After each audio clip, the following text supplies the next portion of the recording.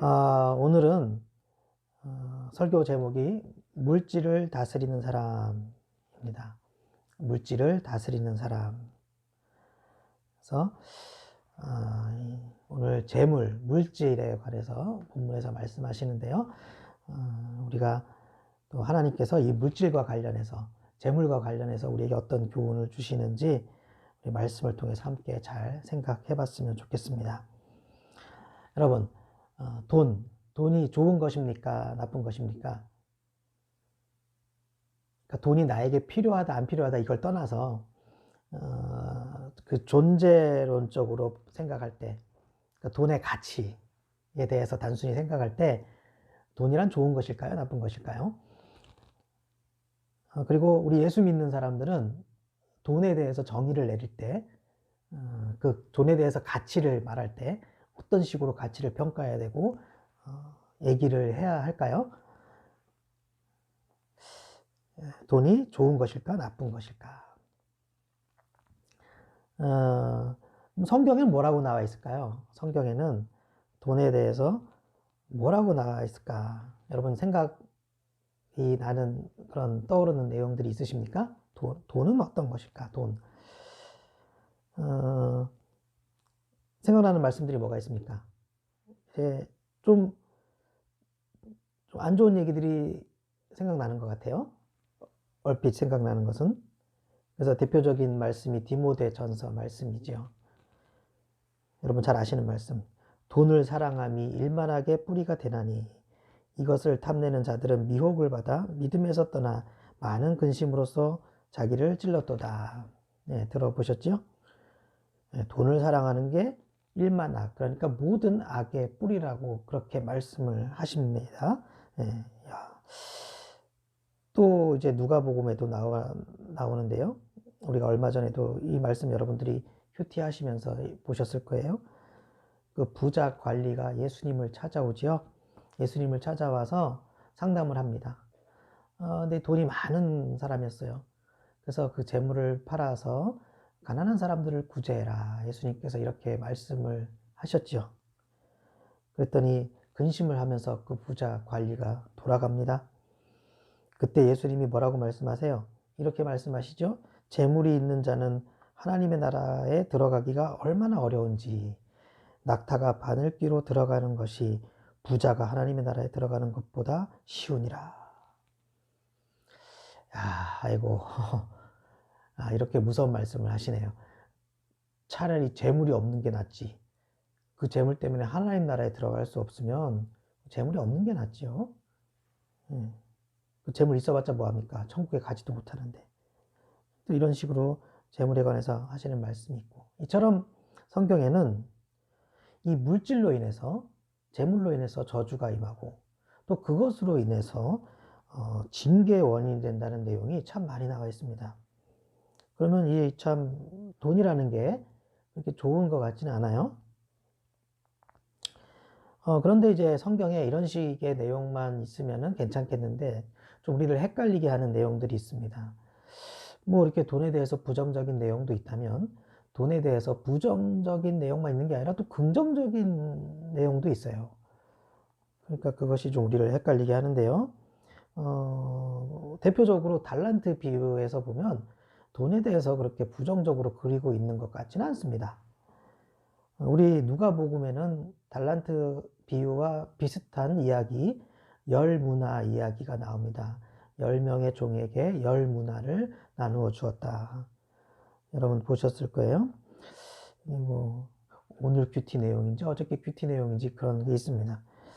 그래서 뭐냐면 그 종들에게 돈을 나누어 주었는데 어떤 종은 그 돈으로 이제 더 수익을 남겨서 주인에게 드리는데 항상 그렇지 못한 그대로 가지고 있다가 주인에게 드린 종도 나오죠. 그 종에게 뭐라고 주인이 책망을 합니까? 그러면 어찌하여 내 돈을 은행에 맡기지 아니하였느냐? 네가 은행에 맡겼으면, 그리하였으면 내가 와서 그 이자와 함께 그 돈을 찾았으리라. 자, 이렇게 주인이 이야기를 해요.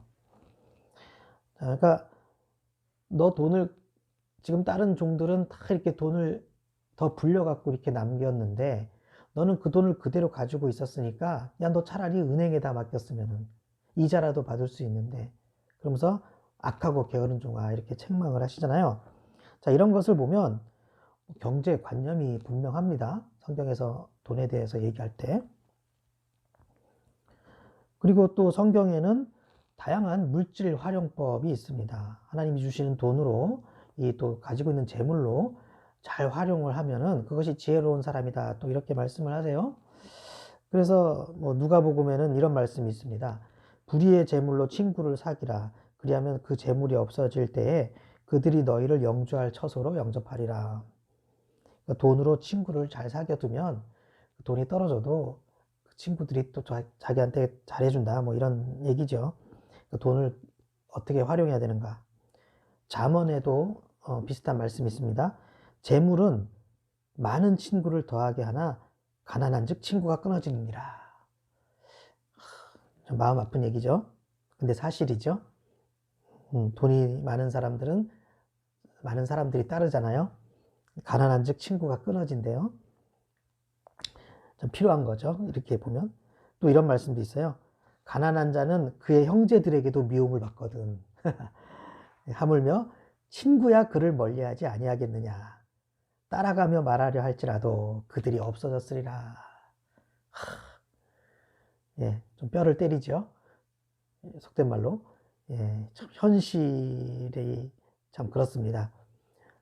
돈이 없으면 형제들에게도 미움을 받고 친구도 멀리한다. 예, 이게 현실이라는 것이죠. 뭐 돈에 대해서 이렇게 부정적인 거라고는 생각이 안 들어요. 이런 말씀은. 그리고요, 성경에 보면 물질, 돈, 재물 이게 상급으로 묘사를 하고 있는 말씀들도 많이 있습니다. 하나님이 주시는 상급이다. 신명기 말씀에 보니까 이렇게 나와 있습니다. 네가 만일 네 하나님 여호와의 말씀만 듣고 내가 오늘 네게 내리는 그 명령을 다 지켜 행하면 내 하나님 여호와께서 네게 기업으로 주신 땅에서 네가 반드시 복을 받으리니 너희 중에 가난한 자가 없으리라. 오직 하나님 말씀만 잘 들으면 내가 복을 줄 것인데 너희들이 그렇게 살면 복을 받아서 가난한 사람이 없을 것이다. 이렇게까지 말씀하세요. 이제 이게 신명기 말씀이 출애굽한 백성들에게 하나님이 주시는 말씀이잖아요. 그래서 출애굽기도 보면요. 출애굽기 성경, 출애굽기를 보면요. 이 반복적으로 나오는 말씀이 있어요. 그게 뭐냐면 하나님을 잘 섬기면 부와 번영의 땅으로 인도하시겠다라는 거예요.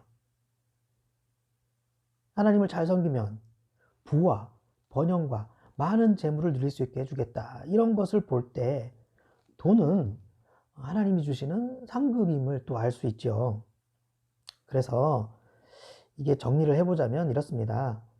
여러분도 다 그렇게 이해를 하고 계시겠지만, 예, 돈에는 뭐 절대적인 어떤 한쪽으로만 그렇게 가치를 판단하면 안 된다는 것이고, 돈에는 긍정적, 부정적인 측면이 모두 다 있다는 것입니다. 그래서 한쪽만 생각해서는 안 돼요.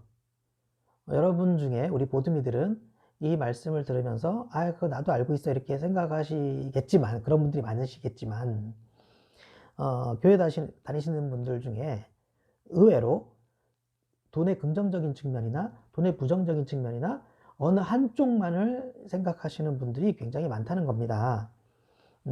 근데 이게 문제라는 것이에요.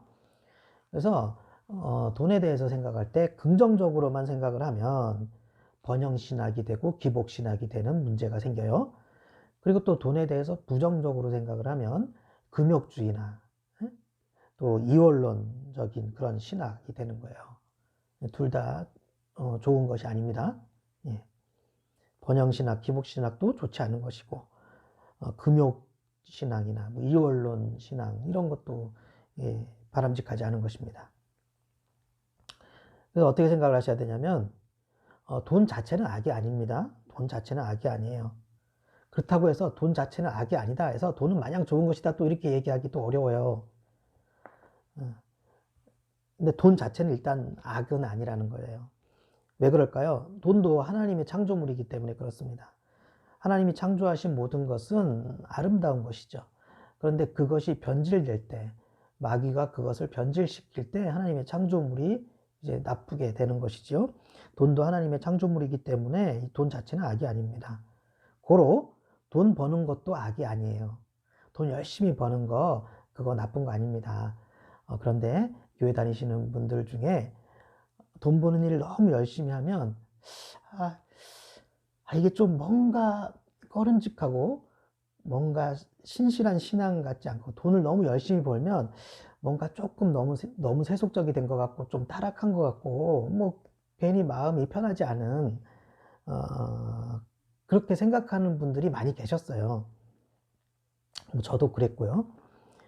그런데 이 돈 버는 것도 악이 아닙니다. 그러니까 여러분들이 직장 일을 하거나 뭐 장사를 하거나 경영을 하거나 아니 또는 투자를 하거나 이거 다 모두 선한 일입니다. 그 자체로는 선한 일이에요.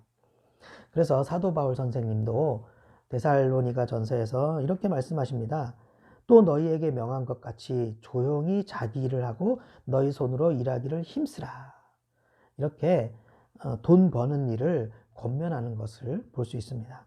그래서 우리 열심히 일하고 돈 버는 것은 권하는 일이에요. 성경이 권하는 일입니다.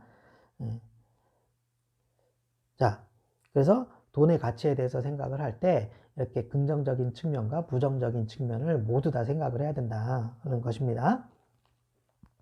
이제 그런데 여러분은 목사님 돈에 대한 가치는 잘 알겠습니다. 저도 잘 알고 있었습니다. 어느 한쪽으로만 생각해서는 안 된다는 거 저도 잘 알고 있었습니다. 그런데 목사님 저한테 중요한 것은 그게 아닙니다.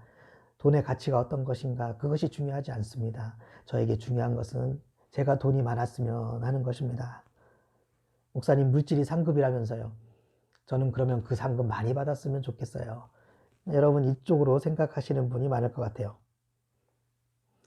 그래서 그 부분에 대해서 말씀을 오늘 드리려고 합니다. 그래서 오늘 설교 제목도 뭐예요? 물질을 다스리는 사람이잖아요. 오늘 설교 제목이 물질의 가치가 아니에요. 물질을 다스리는 사람. 그래서 우리는 물질의 가치보다 물질을 다스리는 거에 더 관심이 있지 않습니까? 그런데 오늘 본 말씀이 그 물질을 다스리는 비결에 대해서 가르쳐 주고 있어요. 오늘 본문 속에 그 물질을 다스리는 비결이 숨어 있습니다. 결론부터 말씀드리면 두 가지입니다.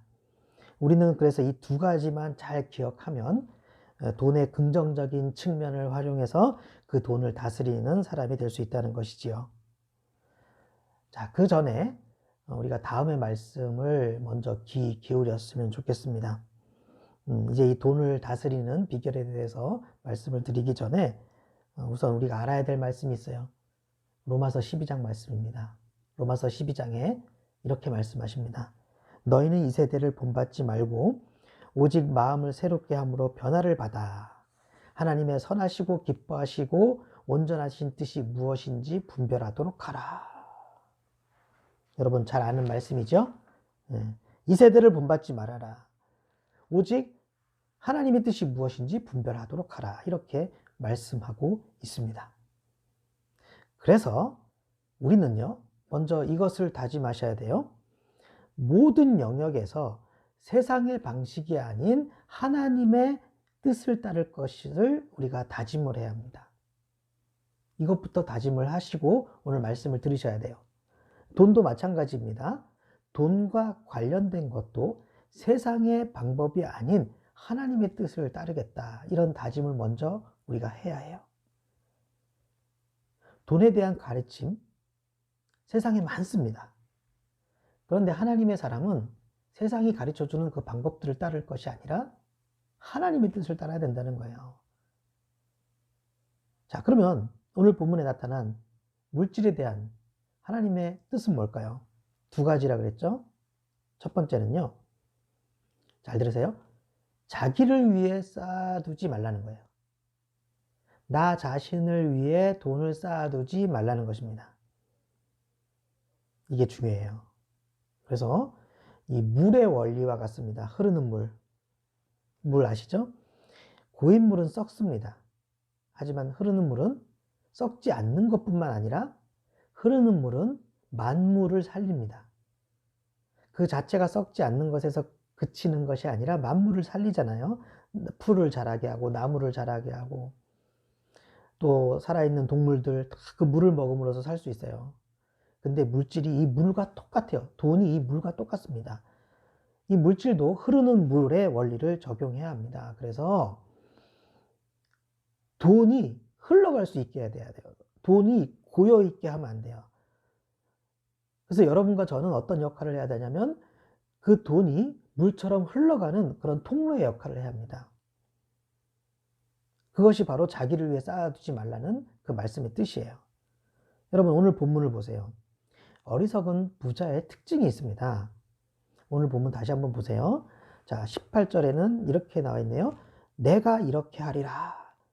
내 곡간을 헐고 내 모든 곡식과 이런 식으로 이야기하고요. 19절에 볼까요? 내가 내 영혼에게 이르되, 제가 특이한 부분 주목할 부분만 지금 말씀드리고 있어요. 그랬더니 하나님이 20절처럼 말씀하십니다. 그러면 네 준비한 것이 누구의 것이 되겠느냐. 그죠? 이제 결론 부분은 21절인데요. 21절에 뭐라고 나와 있냐면 앞부분에 자기를 위하여 재물을 쌓아두고. 자, 제가 지금 방금 말씀드린 구절들에서 여러분 키워드를 발견하셨습니까? 뭐예요? 자기. 나에 대한 얘기가 나라는 단어가 굉장히 많이 나오죠? 이렇게 어리석은 부자는 모든 재물의 중심이 자기 자신이라는 것입니다. 자, 이런 사람이 어떻게 물질의 통로가 되겠어요? 네. 왜 나에서 그치잖아요. 어디 흘러가질 않잖아요. 그래서 이 부자는 어떤 사람이었냐면 어리석은 부자는 자기를 위해서 재물을 쌓아두는 사람이었습니다. 네. 그래서 여러분 돈을 벌고 그 물질을 재물을 마련하는 목적이 나를 위하면 안 된다는 거예요. 나 자신을 위하면 안 된다는 거예요. 그 성경 말씀에 참 순종하는 유대인, 지혜로운 사람들, 유대인들이죠. 그 유대인들은요, 그 돈 모금하는 사람들 있지 않습니까? 그 돈 모금하는 사람들이 자기 집에 찾아오면 그것을 아주 명예롭게 여긴다고 합니다. 여러분, 솔직히 생각해 보세요. 여러분에게 그 돈 좀 모아 달라고 하는 사람들, 이렇게 많이 찾아오면 여러분 좋습니까? 반갑습니까? 뭐 그런 분들도 계실지 모르겠지만, 대부분은 그렇게 달가워하지 않는 것 같습니다. 그런데 유태인들은 그것을 아주 명예롭게 여긴다고 합니다. 그래서 이 유태인 사회에서는요, 돈이 없어서 공부 못하는 학생이 없고 거지가 없다고 그래요. 거린이 없다고 합니다. 왜 그럴까요? 예, 돈은 다른 사람을 위해 사용해야 한다는 그 관념이 확실하기 때문에 그렇습니다. 이렇게 돈은요, 다른 사람을 돕고 다른 사람을 위해 사용하는 것을 목적으로 삼아야 합니다. 그래야 흐르는 물이 돼요. 그래야 돈이 주변의 모든 사람들을 살리고 주변을 소생시키고 결국 나도 풍성하게 만드는 것입니다. 따라서 언제나 하나님의 사람은 자기가 가진 돈으로 사람들을 도와주었고, 그리고 하나님은 언제나 그런 사람들에게 다시 채워주시고 그런 역사를 하셨다는 것이죠. 그래서 우리가 재물, 물질에 대해서 꼭 기억하셔야 될 것은 첫 번째 원리, 첫 번째 비결은 나 자신을 위해 쌓아두지 말라는 것입니다. 자, 두 번째 비결은 뭘까요? 자, 두 번째 비결을 보면 하나님에 대해서 부여하라는 것입니다. 하나님에 대해서 부여하라. 21절을 보면요. 21절, 오늘 본문 21절을 보시면 어리석은 부자는 하나님께 대하여 부여하지 못했다고 합니다. 여러분 이 21절을 보시면요. 서로 대조되는 내용이 있습니다. 이게 원문을 보면 헤아우트와 에이스 데온이 이 두 단어가 대조돼요. 즉 헤아우트는 뭐냐? 자기를 위하여. 에이스 데온은 뭐냐? 하나님께 대하여. 그래서 여러분 21절을 보면은 자기를 위하여와 하나님께 대하여가 이렇게 대조가 되잖아요. 이 대격이 되고 있어요.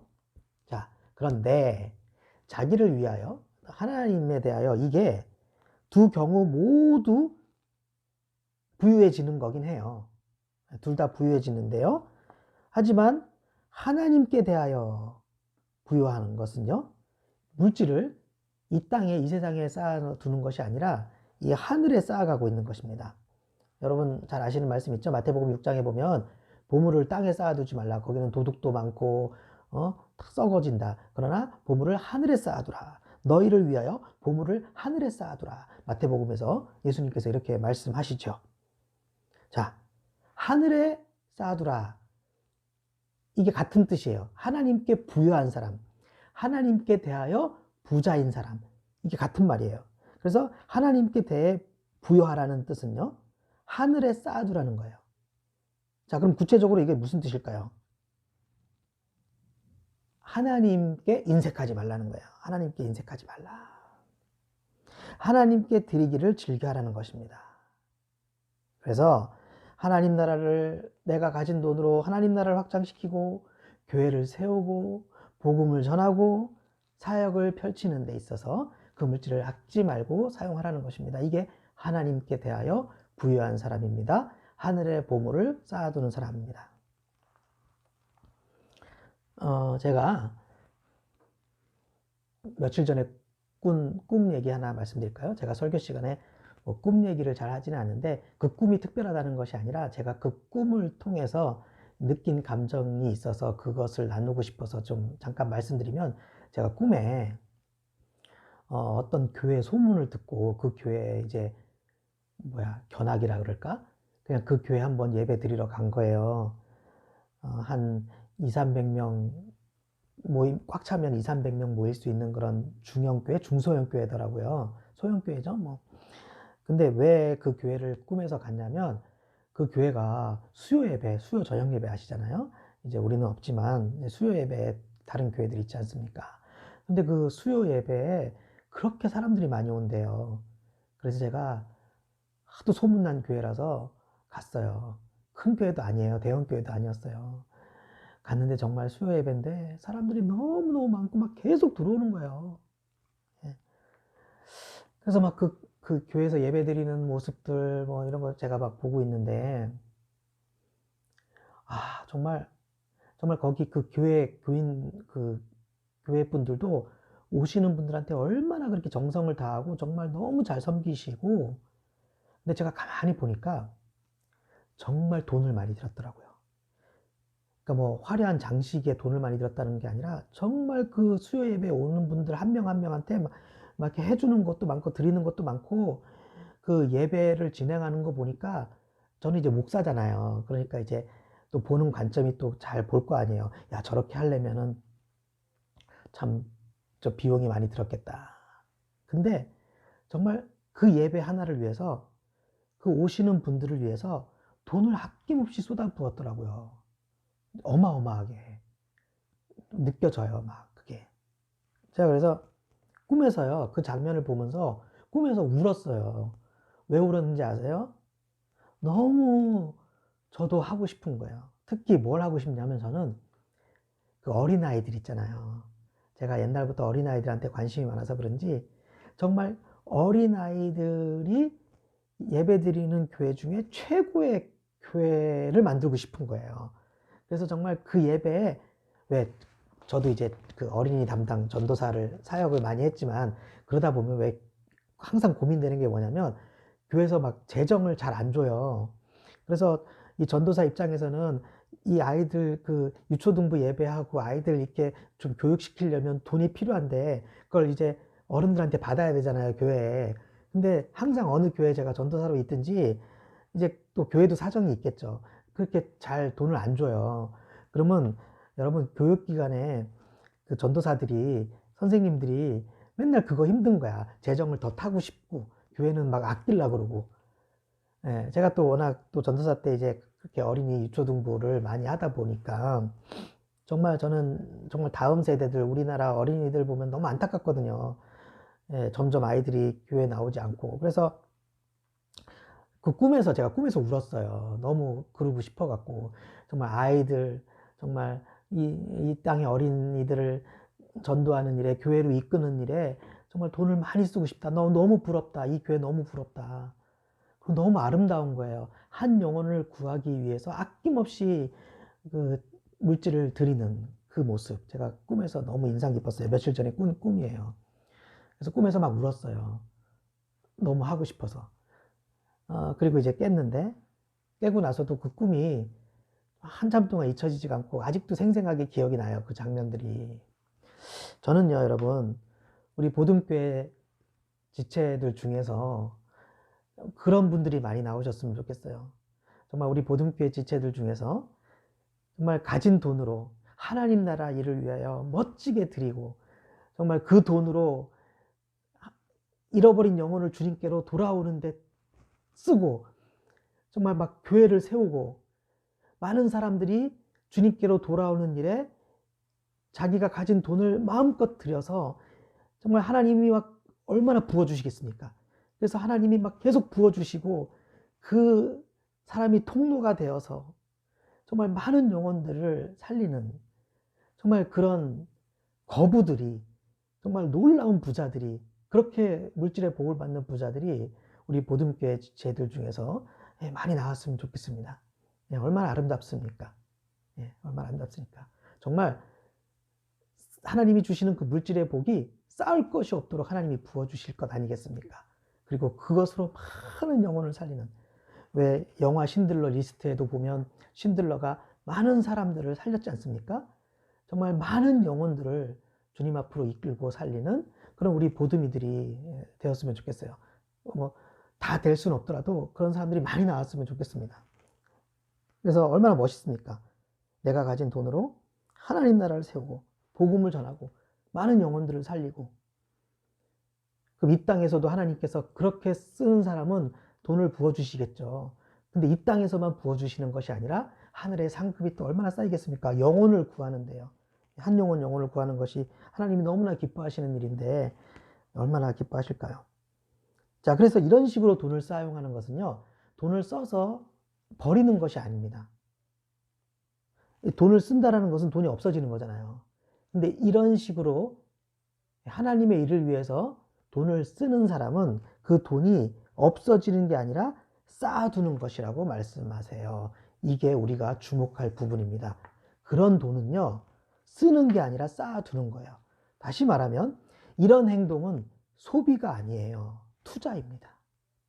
소비는 돈이 사라지는 거예요. 투자는 아닙니다. 투자는 그 돈이 사라지는 것이 아니라 더 많은 돈을 가지고 오는 거예요. 그런데 하나님께 부여하고 하나님 나라를 위해서 돈을 사용하는 사람, 이런 사람들은 소비가 아니라 투자라는 거예요. 여러분 투자하십니까? 투자해 보셨습니까? 사람들이 참 요즘 투자 많이 하는데, 투자를 위해서는요, 가장 안전한 곳을 찾기 위해서 노력을 하잖아요. 어떤 사람이 주식을 투자한다. 그러면 안전하고 좋은 회사를 찾기 위해서 노력하지 않습니까? 이게 돈의 원리 아닙니까? 그런데 만물을 창조하시고 만물을 주관하시는 하나님보다 더 안전한 투자처가 어디 있겠습니까?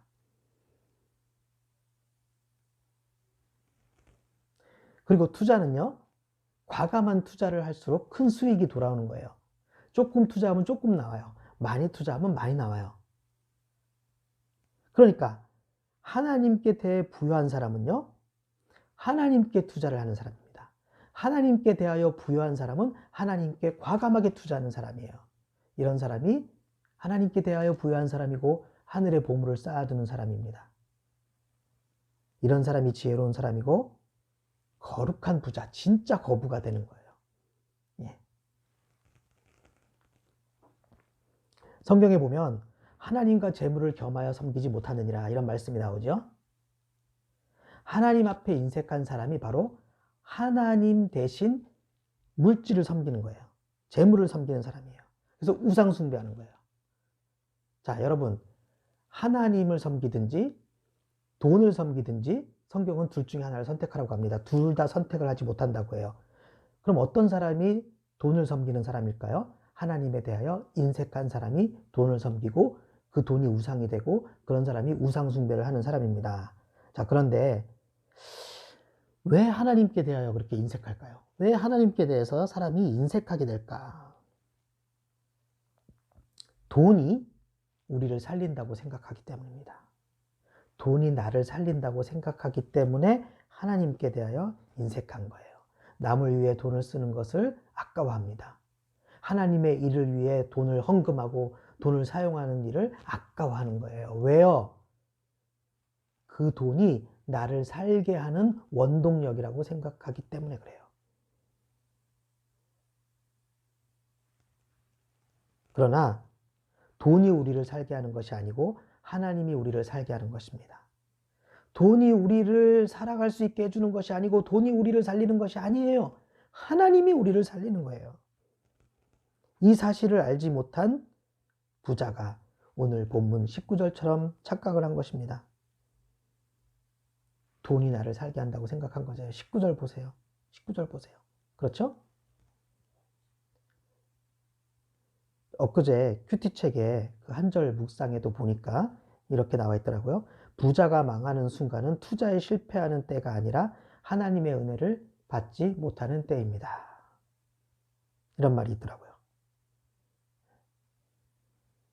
그래서 하나님께 대하여 부여한 사람이 정말로 돈을 잘 버는 지혜로운 사람이에요. 자, 여러분, 오늘 본문 말씀 갖고 이렇게 좀 풀어드렸는데 여러분 오늘 말씀 듣고 어떻습니까? 어떤 생각이 드시나요? 좀 개인적으로 뭐 적용되고 정리되는 부분들이 있으십니까? 말씀을 마무리해 볼까요? 이제 21절이 그러니까 결론이라고 할 수 있겠죠? 오늘 본문의 21절이 결론이라고 할 수 있겠죠? 그래서 두 가지 명제가 나옵니다. 21절에 보면 첫째, 자기를 위해 쌓아두지 말라는 것이죠. 두 번째, 하나님께 대하여 부여하라는 거예요. 그래서 이렇게 자기를 위해 쌓아두지 말고 또 하나님께 대하여 부여한 사람은, 이 두 가지 명제를 잘 따르는 사람은 돈을 다스리게 됩니다. 이런 사람이 돈을 다스리게 되는 거예요. 창세기 1장 28절에 보면 생육하고 번성하여 땅에 충만하라. 땅을 정복하라. 바다의 물고기와 하늘의 새와 땅에 움직이는 모든 생물을 다스리라. 이렇게 말씀하고 있습니다. 이게 창조 명령입니다. 하나님께서 사람에게 주신 창조 명령이에요. 그런데 다스리라. 다스리라. 이것이 하나님이 우리 인간에게 주신 명령이에요. 따라서 이 다스리라는 말씀 때문에 아담은 다스렸습니다. 세상을. 뭐를 통해 다스렸냐? 일을 통해 다스린 거예요. 일하는 거, 일. 우리도 일을 통해서 세상을 다스리는 것입니다. 그래서 일이 신성한 거예요. 그리고 돈을 수단으로 세상을 다스리는 것이죠. 자, 그런데 우리가 다스리려면 그 다스릴 수 있는 권세를 부여받아야 됩니다. 우리가 세상을 다스릴 수 있으려면 하나님께로부터 능력과 권세를 받아야 됩니다. 세상을 다스릴 수 있는 능력과 권세를 받아야 돼요. 여러분, 물질도 마찬가지입니다. 하나님께서 나에게 물질을, 나에게 돈을 다스릴 수 있는 권세를 주시면, 하나님께서 내게 돈을 다스릴 수 있는 능력을 주시면 우리가 물질을 벌어들이고 돈을 벌어들이는 모든 그런 문들이 열립니다. 하나님께서 권세를 주시면. 그래서 신명기 말씀처럼 너희가 하는 모든 일이 형통하리라의 역사가 펼쳐집니다. 네가 들어가도 복을 받고 나와도 복을 받을 것이니라 라는 이 말씀의 역사가 펼쳐지는 것이에요. 하나님께서 물질을 다스리는 능력과 권세를 주시면. 여러분, 물질을 다스리는 권세, 돈을 다스릴 수 있는 능력 받고 싶지요? 네, 그러면 하나님의 뜻을 따르면 됩니다. 이 비결을 깨달으면 돼요. 이 비결을 못 깨달아서 그러는 것이죠. 항상 비결은, 방법은 멀리 있는 것이 아닙니다. 예, 우리가 그것을 실천하지 못해서 그래요. 어리석게도 그 내 욕심이 그 더 큰 복을 받을 수 있는 걸 막아버리기 때문에 그래요. 그래서 여러분, 오늘 꼭 기억하시기 바랍니다. 돈은 나를 위해서가 아니에요. 나를 위해서가 아니에요. 만약에 그렇게 인식하는 순간 돈은 상급이 아닙니다. 그럼 뭐가 될까요? 아까 말씀드렸죠? 일만악, 모든 악의 뿌리가 되는 거예요. 돈은 긍정적인 역할을 할 때도 있고 부정적인 역할을 할 때도 있는데, 돈이 어떨 때 모든 악의 뿌리가 되느냐? 자기를 위하여라는 이 문장이 붙으면 돈은 모든 악의 뿌리가 되는 것입니다. 그래서 목적을 바꿔야 합니다. 물질의 최종 목적을 나에게서 하나님께로 돌려야 합니다. 물질의 최종 목적을 나에게서 다른 사람에게로 돌려야 합니다. 그럴 때 복을 받습니다. 그래서 그런 사람들은 물질을 섬기는 것이 아니라 물질을 다스리는 사람이 되는 것입니다. 우리 보드미들은 물질을 섬기는 사람들이 아니라 물질을 다스리는 사람들이 되시기를 주님의 이름으로 축원합니다. 물질을 다스려서 그 물질로 하나님이 원하시는 일들을 마음껏 펼치고 그 통로가 되어서 그 통로인 나도 살고 주변 사람들도 살고 하나님의 나라가 세워지는 그런 놀라운 역사가 일어나기를 예수님의 이름으로 축원합니다.